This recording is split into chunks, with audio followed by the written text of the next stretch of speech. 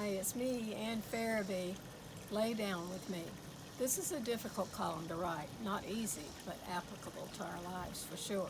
Grab a tissue and hang with me. Yes, I know the title is grammatically incorrect, but it will be okay.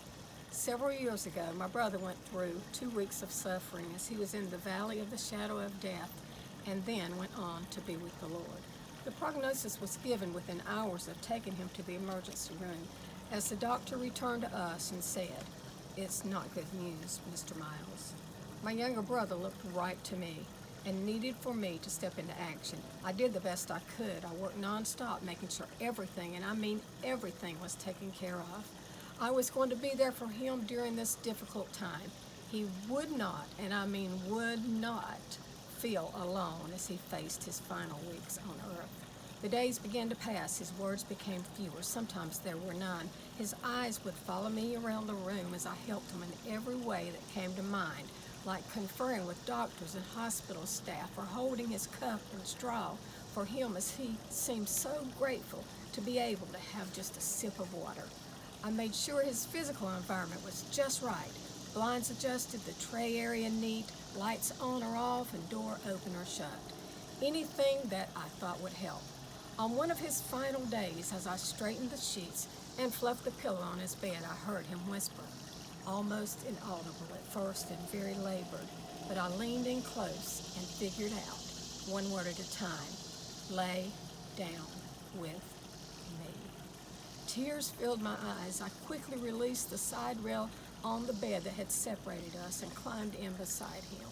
He edged slightly closer to me, and I felt his body relax as I held one of his hands and wrapped my other arm across his chest. It seemed that time left me at that point. Not sure how long we stayed in that position, but I wish I had stayed even longer. Reality came crashing down.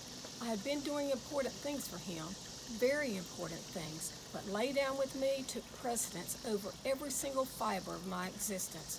I became not just a helper and an advocate for his needs, but I was a participant in what he was experiencing, creating one of the most powerful and priceless memories ever. Lay down with me. The incorrect grammar? Yes. The correct version would be to say, lie down with me. But a meaning of lay down is to put something down. So what may have been imperfect grammar on that day ended up being a perfect message from God.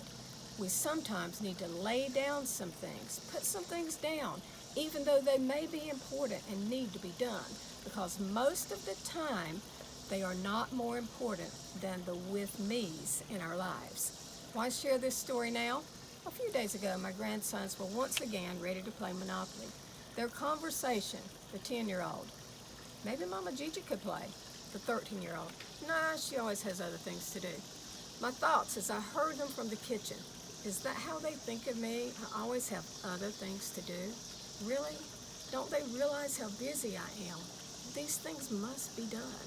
Then a small, still voice from God and my brother in heaven reminded my heart, lay down with me.